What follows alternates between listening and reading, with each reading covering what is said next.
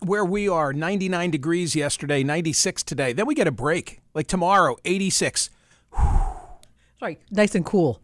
And we came in and there was no air conditioning here today. It was a miserable hour. Yeah, it really, really was. We are not European in this studio. We are not. We don't set it at 84. We are. It's a meat locker. We are 70 at the most, and we like ice. When I start bloviating, immediately. So do I. Yeah, it just changes the whole dynamic. I just get hot. My point was, if you're hot today and you're in the central Pennsylvania area, or if you're in Hagerstown, Maryland, or if you're in Winchester, Virginia, or if you're in Chambersburg, PA, or Martinsburg, West Virginia, and many, many more, go to Parks Casino in Shippensburg and beat the heat and have some fun. Get lucky in no time at Pennsylvania's newest casino, the all-new Park Casino Shippensburg, less than an hour from Harrisburg, the state capital, 500 state-of-the-art slot machines, 48 live dealer electronic table games featuring blackjack, roulette, and more. You can bet sports on the Bet Parks Sportsbook kiosks. Comedy every Friday night, live music every Saturday night. Holy smokes, they got it all going on. Liberty Bar and Grill, upscale family-friendly restaurant, a sports bar featuring handcrafted cocktails, craft beer, and all your favorite comfort foods elevated to perfection. Get in on all this action. Visit Parks Casino, P-A-R-X Casino. Got to be 21. Gambling problem? Call 1-800-GAMBLER.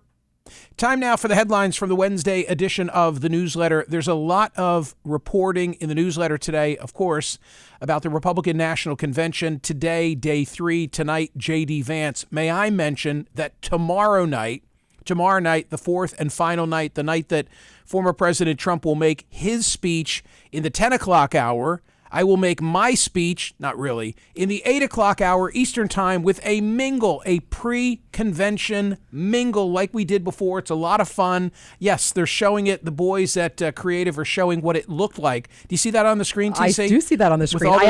I see me. Because I was leaving. Yes, I was leaving a restaurant. I'm the second row down, all the way on the left, the second one in. See me? I was leaving a restaurant and you called on me. I was like, uh-oh. Yeah, you were all flush. Correct. Then you rightly pointed out. But I had joined from the restaurant. Well, isn't that cool? There you go. You can, wherever you are, on your phone, on your computer, it is so much fun. You get to see everyone. There are names that you'll recognize, especially if you join this YouTube family that we have going on. You'll recognize those names. You'll be able to see the faces. It's wonderful. And you'll get a very, how shall I say, unscripted version of Michael, which is always fun. And it's a great way to start a night of the RNC. Here's how it works. The way that it works is that the URL will be in tomorrow's newsletter. So you must be a newsletter subscriber. It costs you nothing. Subscribe right now. And then you get the URL. You click on it. Now, there is a caveat. The caveat is we're capped at 1,000. And we hit that threshold in a jiffy last time. So that was the pre-debate mingle. That was fun. So anyway, love to have you there. Like TC says, you can be anywhere. You can be anywhere. Just look for the URL tomorrow. I have to say, I think that the convention is going very well for Republicans so far. 2 smooth nights, all so scripted and choreographed in the 10 o'clock hour in particular. And what I found myself doing again last night is getting off my crack addiction to the cable outlets and instead looking at some network television, which I don't do any of except on Sunday mornings. Okay. I watch the Sunday morning show. So I just wanted to see, what was that vibe? What was that feel? And the GOP, and as the Democrats will as well, I mean, they know what they're doing. This is a television spectacle, and it's all, of course, right now, CNN is right now, not MSNBC, Fox right now. They're all from the RNC, but the rest of the country, apart from we political junkies, the rest of the country tunes in at 10 o'clock at night, if at all, frankly. And so everything is structured for that. And as I said, I thought last night was effective, not so much for Nikki Haley and Ron DeSantis, although I think that Nikki Haley did a fine job, and so too did DeSantis. What for me, I've had this experience before, was most compelling were the people you'd arguably never heard of. Maybe you have, because in this instance they were crime victims, and they were telling stories about what had happened to loved ones, and they were tight in terms of how they presented them. Obviously, they'd gone over their presentation and how long it would take. And it was like rapid fire, one after another. They were heartbreaking stories.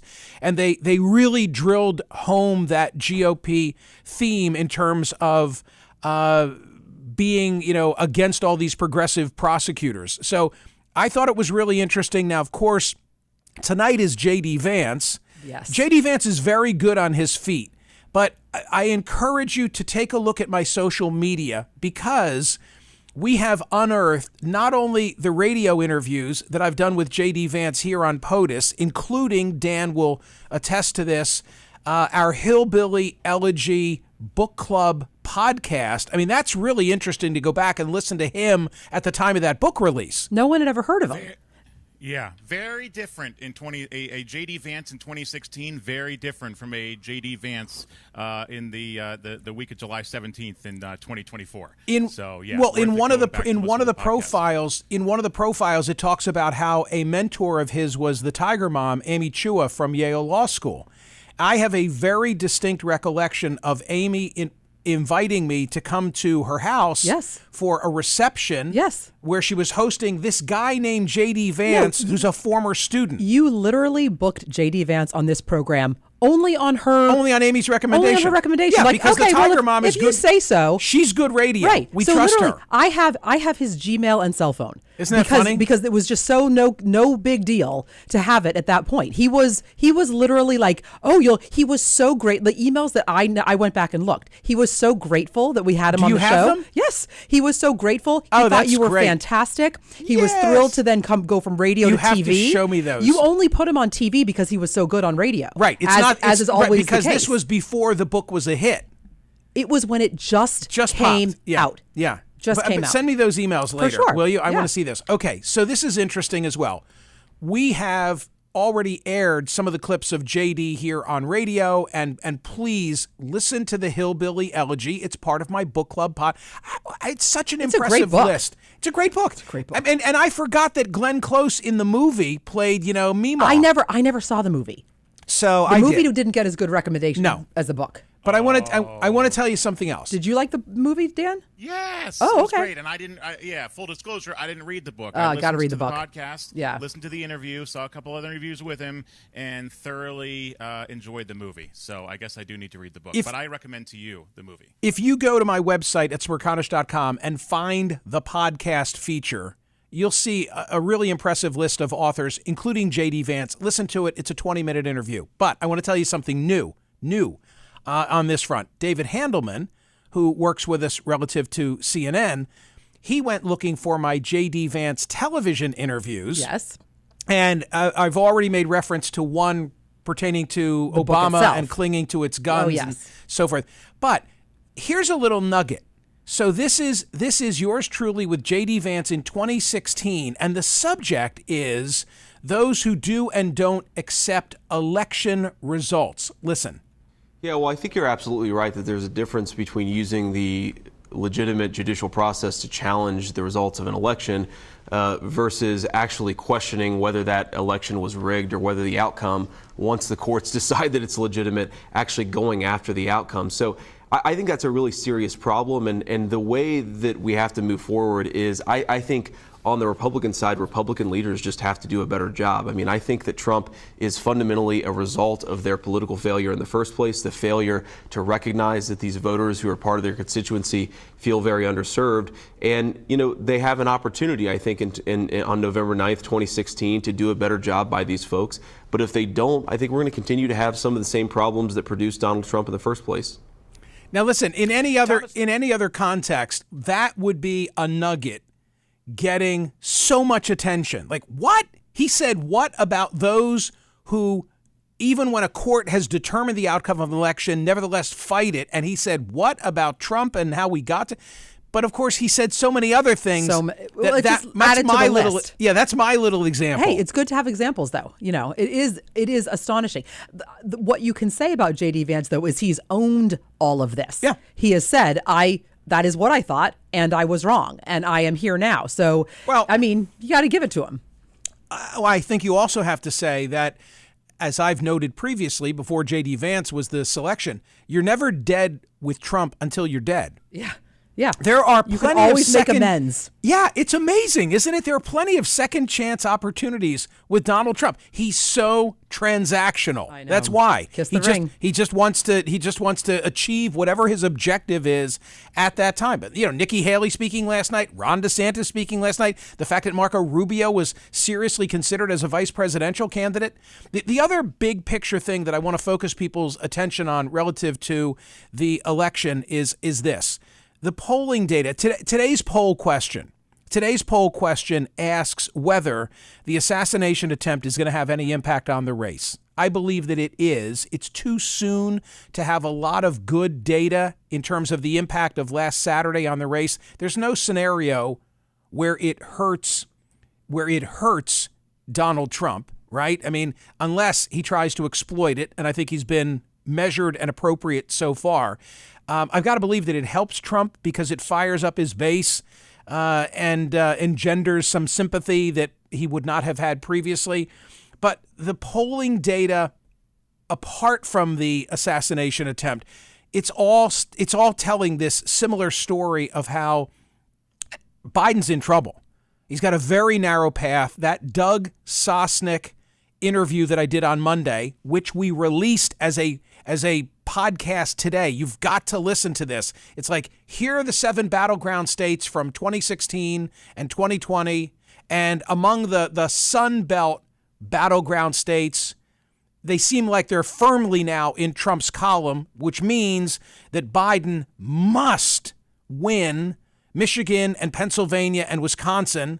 And he needs to play successful defense in a number of places that are threatening, like Minnesota. It's very, very difficult for President Biden when faced with this map. So I tell you that. It's not just Sosnick. There are a lot of others. There's new polling data. I went into it earlier, but that's the consistent theme. And then you've got a story today, and we have it from the newsletter. It's a New York Times story talking about how there are now Democratic fears of a wipeout, of a landslide by Donald Trump. And what's the response within the White House? The president is relying on fewer and fewer people, family members primarily, our friend Senator Chris Coons, but the circle of advisors has become more narrow, and there's a question as to whether he's being given all the data. Are they sharing with him Doug Sosnick's analysis? Are they sharing with him the maps? Does he get it? He doesn't seem to be understanding and appreciating the predicament that he's in. And so development one is Republican National Convention is going well for the R's. Okay. D's will get their chance in 5 weeks. It's a lot of time.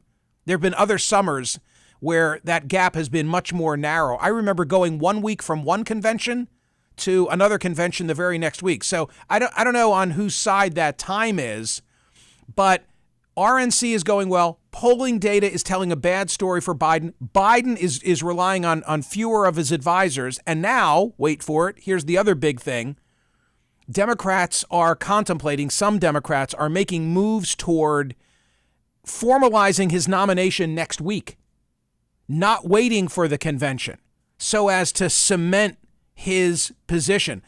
I haven't studied the rules in this regard. I don't think that that's going to make this conversation go away. I don't think people are going to say, well, it's final now. I guess he's going to be our candidate. If the Republican convention continues to go well, and tomorrow night, the question is how measured can Trump be? How humble can he be?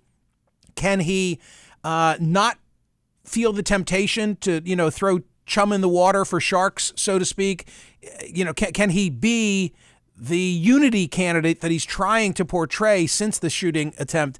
I don't know. That's really the big issue for tomorrow night. But I could see them coming out of this convention with a head of steam that just gives big momentum to the Republicans from which they never diminish.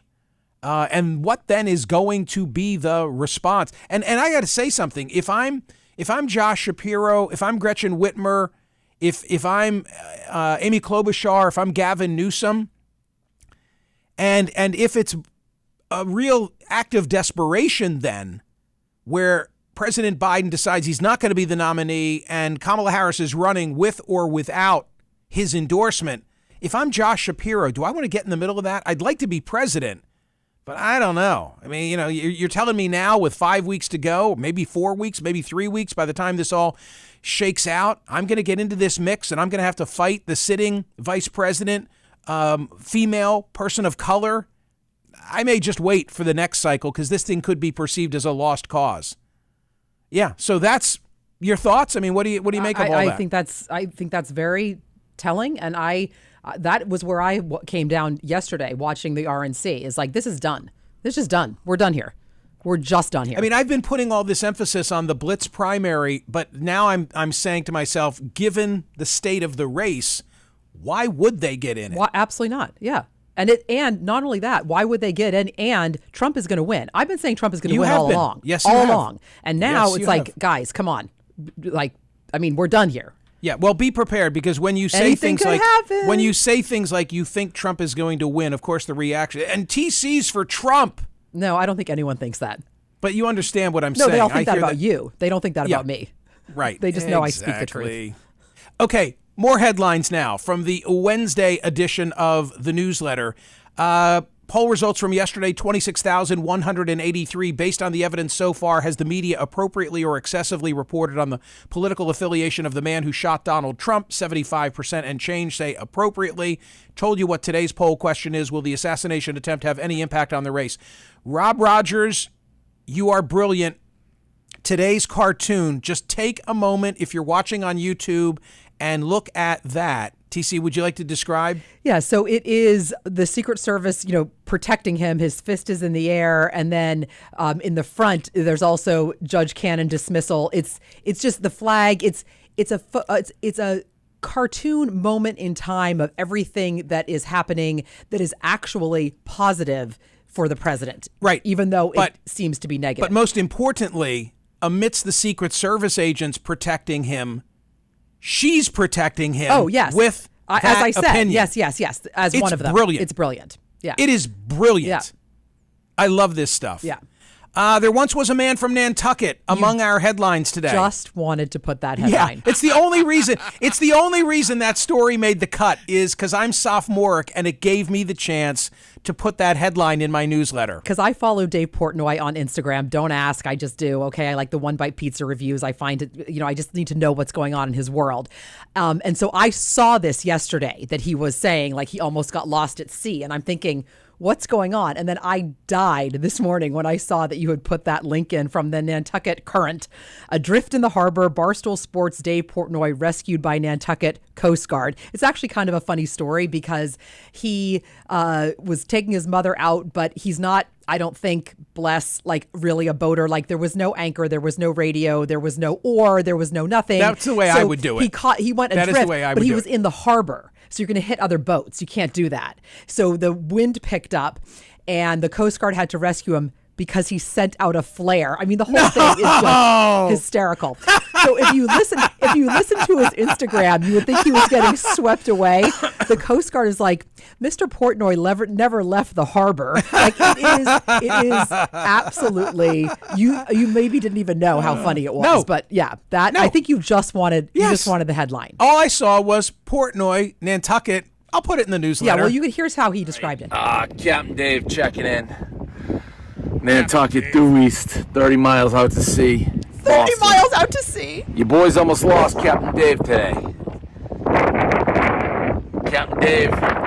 He's on the beach in a captain hat. Almost lost to the ocean, Mother Ocean. So I went out. My mom's like, "Let me see the boat." Almost lost to Mother Ocean. The sea was angry that day, my friends. That's exactly what it reminded me of. So I saw this, and then I literally, I died.